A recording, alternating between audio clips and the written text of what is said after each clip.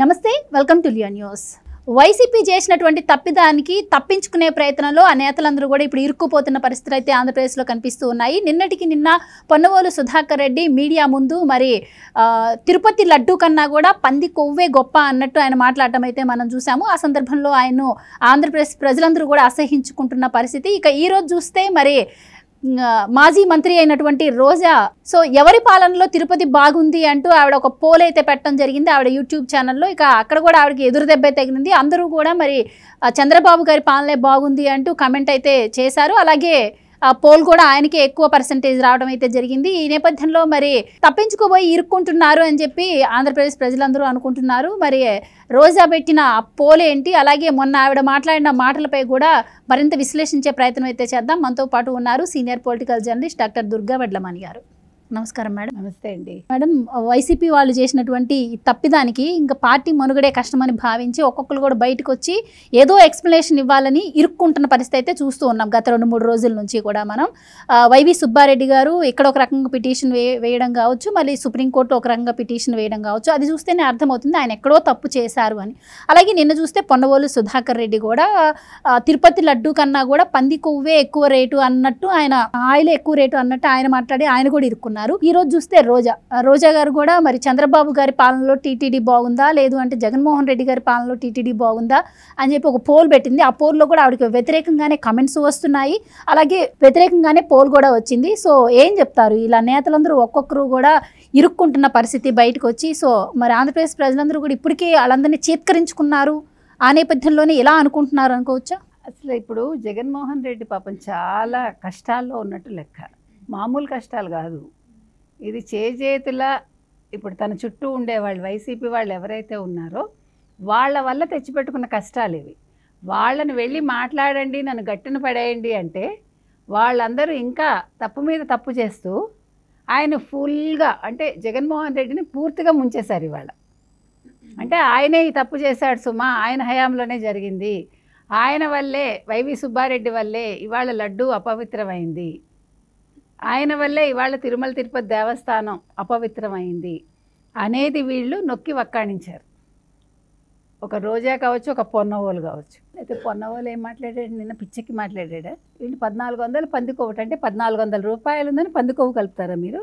ఒక్కొక్కడికి మామూలుగా కాదండి, ఈ కొవ్వు పట్టిన వాళ్ళందరికీ కొవ్వు దించాలి వీళ్ళకి. ఎందుకంటే 318 రూపాయల 80 పైసలట నెయ్యి, 1400 పందికొవ్వుట అంటే ఇప్పుడు నెయ్యి దేశవాళీ ఆవు నెయ్యి 2000 దాకా ఉంటుంది అంటే నువ్వు ఇలా మాట్లాడతావా? నువ్వు అంటే నువ్వు మనిషివా పశువా, అయితే నువ్వు పంది కొవ్వు తిన్నవాడివా? నువ్వు నిజంగా అడుగుతున్నావండి. అసలు ఏం మాట్లాడుతున్నాడు? ఏంటో రాగి బంగారం అంటాడు, బంగారంలో రాగి కలపరంటారు. ఆయన ఏం మాట్లాడాడు నిన్న మీరు విన్నారు? బంగారానికి రాగి కలపకపోతే బంగారం నిలుస్తుందా? ఒక ఆభరణం తయారవుతుందా? 24 క్యారెట్స్ని 22 క్యారెట్స్గా అమ్ముతాడు. అది కొంచెం తలకాయ ఉన్నవాడు ఎవరికైనా తెలుసు. అంటే నేనేమంటున్నానంటే నువ్వు చదువుకున్నాక చదవక ముందు కాకరకాయ, చదివాక కేకరకాయ అన్నాడు. అట్లా ఉన్నాడండి పొన్నవోలు. అసలు మతి భ్రమణ అంటారు చూడండి, ఇవాళ మతి భ్రమించింది. ఆయన తట్టుకోలేకపోతున్నాడు జగన్మోహన్ రెడ్డిని. ఓడిపోయిన దగ్గర నుంచి ఆయన ఓడిపోకముందే తట్టుకోలేదు. ఆయనకంటే అప్పటికే తెలిసిపోయింది జగన్మోహన్ రెడ్డి ఓడిపోతాడని లండన్లో ఉన్నప్పుడు. అప్పుడు తాగేదో వాగాడు. ఇప్పుడు తాగి వాగాడో తాగకుండా వాగాడో మనకు తెలియదు ఆయన. కానీ నిన్న వాగిన వాగుడికి ఇవాళ జగన్మోహన్ రెడ్డి పూర్తిగా ఇరుక్కున్నాడు. ఇకపోతే మీరు అన్నారు రోజా. ఇక రోజా విషయానికి వచ్చేసరికి మొన్న రోజా ఏం మాట్లాడిందండి? పవన్ కళ్యాణ్ ప్రాయశ్చిత్త దీక్ష చేయటానికి కారణం చంద్రబాబు నాయుడిని కాపాడడం కోసం వాళ్ళు తప్పు చేశారని మాట్లాడింది. నిన్ననే ఇవాళ ఏమైంది మీరు చూశారు. వాళ్ళ యూట్యూబ్ ఛానల్లో, ఆవిడ సొంత యూట్యూబ్ ఛానల్లో, మరి ఎవడు హ్యాండిల్ చేస్తున్నాడో మనకు తెలియదు, వాడు ఉద్యోగం వెళ్ళిపోయి ఉంటుంది లెక్క ప్రకారం. వాడు తిరుపతి లడ్డు ఇలా అపవిత్రం అవడానికి కారణం చంద్రబాబు, జగన్మోహన్ రెడ్డి అని ఇలా పెడితే వాళ్ళు క్లియర్ కట్గా జగన్మోహన్ రెడ్డి అని ఇచ్చారు 72% మంది ప్రజలు. అది కూడా ఎవరు? రోజా యూట్యూబ్ ఛానల్ ఎవరు చూస్తారండి? వైసీపీ వాళ్ళే కదా. వైసీపీ వాళ్ళే ఇచ్చారు ఇవాళ ఆ తీర్పు, అంటే ఆ పర్సంటేజ్. అదేవిధంగా చంద్రబాబు నాయుడు హయాంలో టీటీడీ బాగుందా, లేకపోతే అసలు ఆంధ్రప్రదేశ్ పరిపాలనలో బాగుందా లేదా, లేదు జగన్మోహన్ రెడ్డి హయాంలో ఆంధ్రప్రదేశ్ బాగుందా, టీటీడీ బాగుందా అంటే అక్కడ కూడా చంద్రబాబు పరిపాలన బాగుంది అని 72% ఓట్లు వచ్చాయి అక్కడ పోలయ్యాయి. అది కూడా మళ్ళీ వైసీపీకి చెందిన వాళ్ళే. ఇందులో తెలుగుదేశం వాళ్ళు కానీ మామూలు వేరే పార్టీకి చెందిన వాళ్ళు కానీ లేరండి.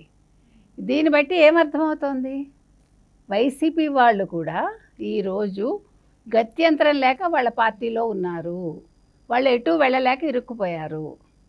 వాళ్ళన్నీ అబ్జర్వ్ చేసి ఈరోజు వాళ్ళ కంటికి కనిపిస్తుంది అంతా కూడా. అంటే అభివృద్ధి ఏ రకంగా ఉంది, చంద్రబాబు వచ్చాక పాలన ఎలా ఉంది, ఫ్రీడమ్ ఎలా ఉంది, ఇవన్నీ వాళ్ళకి అర్థమయ్యాయి.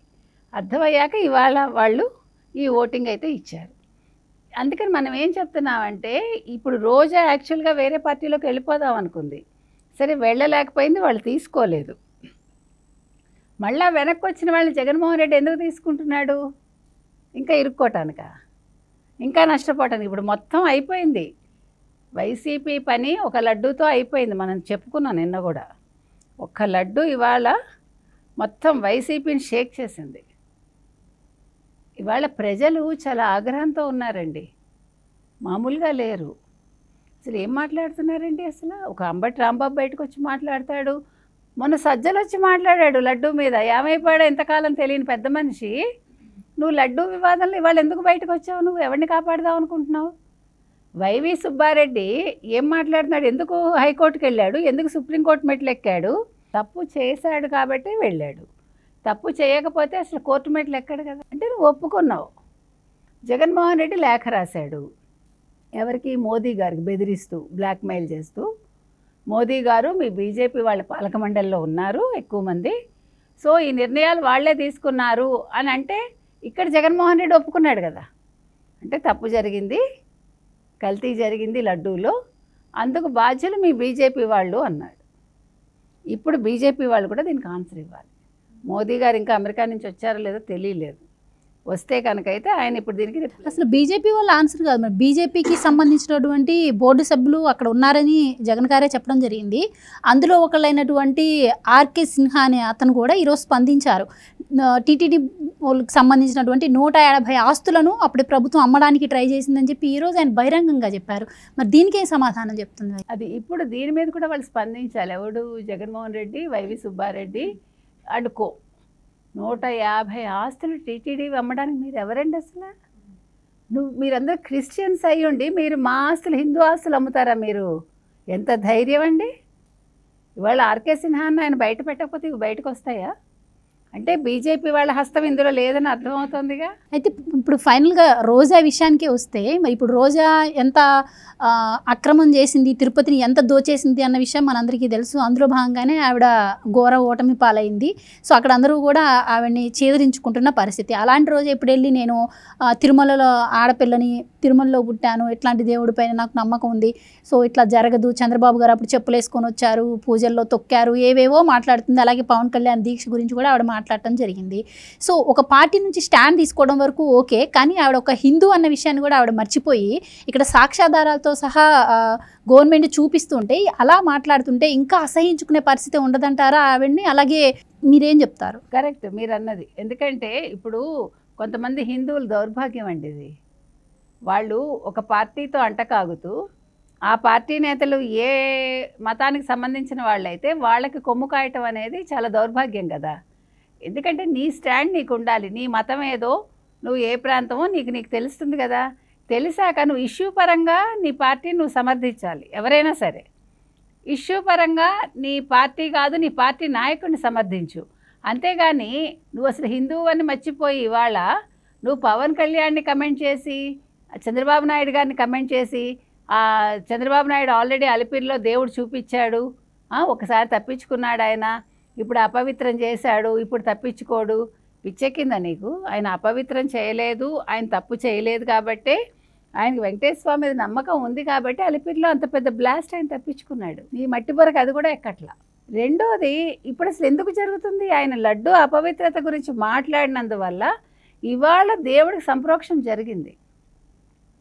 వైఖాన సాగమనం ప్రకారం నిన్న సంప్రోక్షణ చేశారు. సో ఇప్పుడు అసలు ఆయనకి ఇంకా అసలు ఏ మాలిన్యం అంటది ఆయనకి? అంటే ఒక మంచి జరిగింది కదా. ఇప్పుడు భక్తుల మనోభావాలు ముఖ్యమండి. ఏ మతమైనా కావచ్చు, మనకి బాధ లేదు. ఏ మతంలో తప్పు జరిగినా ఆ మతాచారాల ప్రకారం చేసినప్పుడు ఎవరికైనా పాపం అంటదు. అది చెయ్యనప్పుడే పావురాల గుట్ట అనేది గుర్తుకొస్తుంది ఎవరికైనా. తప్పదు. ఇవాళ రోజా తప్పులు చేసింది. ఏం తప్పు? సరే, ఆడుదామాంధ్ర 100 కోట్లు పక్కన పెడితే నువ్వు వారం వారం ఒక 25 మంది 50 మంది వరకు నువ్వు మనుషుల్ని వేసుకెళ్ళిపోయి ఒక లెటర్ మీద వాళ్ళకి దర్శనాలు ఇచ్చేసి లక్షలు లక్షలు సంపాదించుకున్నావు. ఇవాళ నీ ఆస్తి విలువ ఒక 1500 కోట్లు ఉంటుంది. నువ్వు నీ కొడుక్కి అలవోకగా ఒక బర్త్డేకి సరదాగా నువ్వు 1.5 కోటి పెట్టి బెంజ్ కారు కొనిచ్చావు. అంటే అప్పుల నుంచి నీ స్థాయి ఏ దశకి వెళ్ళింది? ఎక్కడి నుంచి వచ్చాయి డబ్బులు? నువ్వు వెంకటేశ్వర స్వామిని దోచుకోకపోతే నీకు ఎక్కడి నుంచి వచ్చాయి డబ్బులు? సో ఇప్పుడు వెంకటేశ్వర స్వామి ఎవడి మీద ఆగ్రహిస్తాడు చెప్పండి? అంటే వీళ్ళందరికీ ఇవాళతో అవ్వలేదు. ఆయన ఇవాళ వెంటనే చూపించకపోవచ్చు, ఉపేక్షించాడు. కాకపోతే చూపించాడు, ఆల్రెడీ ఆవిడ పదవి పోయింది. బుద్ధి రావట్లేదు కదండి. అదే ఇప్పుడు అదే అడగబోతున్నాను మేడం. ఇప్పుడు ఆవిడ పెట్టిన పోల్లో అయితే ఆవిడకి పెద్ద షాకే తగిలింది. అండ్ కూటమి ప్రభుత్వం గురించి కూడా ఆవిడ పెట్టారు. కూటమి ప్రభుత్వం గురించి ఏంటి ఒపీనియన్ పెట్టినప్పుడు కూడా చంద్రబాబు గారికి ఎక్కువ మార్కులు పడ్డాయి. సో అధికారంలోకి వచ్చి 3 నెలలు కూడా కావట్లేదు, కానీ చంద్రబాబు గారికి ఎక్కువ మార్కులు పడ్డాయి. సో ఇప్పుడైనా మరి బుద్ధి తెచ్చుకోవాలంటారా? ఆవిడ ఏం చెప్తారు ఫైనల్? ఆవిడ బుద్ధి వచ్చినా రాపోయినా మనకేం పెద్ద ఫరకేం పడదండి, అవసరం కూడా లేదు మనకి. అసలు రోజా లాంటి వాళ్ళకి బుద్ధి రావాలని కానీ అవసరమే లేదు. అసలు నువ్వు ఆంధ్రప్రదేశ్లో ఉండొద్దని చెప్తున్నాం మనం. నువ్వు ఏ చెన్నైకి వెళ్తావో ఎక్కడికి వెళ్తావో నువ్వు వెళ్ళిపోతే సగం ఆంధ్రప్రదేశ్ ప్రశాంతంగా ఉంటుంది, సగం దరిద్రం వదులుతుంది. ఈ జగన్మోహన్ రెడ్డి లండన్ పారిపోతే ఇంకా మనశ్శాంతిగా ఉంటుంది. కానీ ఈ రెండు జరిగే విషయాలు కాదు. ఎందుకంటే వాళ్ళు ఉండబట్టే ఇప్పుడు మనకి న్యూస్లు దొరుకుతున్నాయేమో నన్ను అడిగితే. Right madam, thank you. Thank you.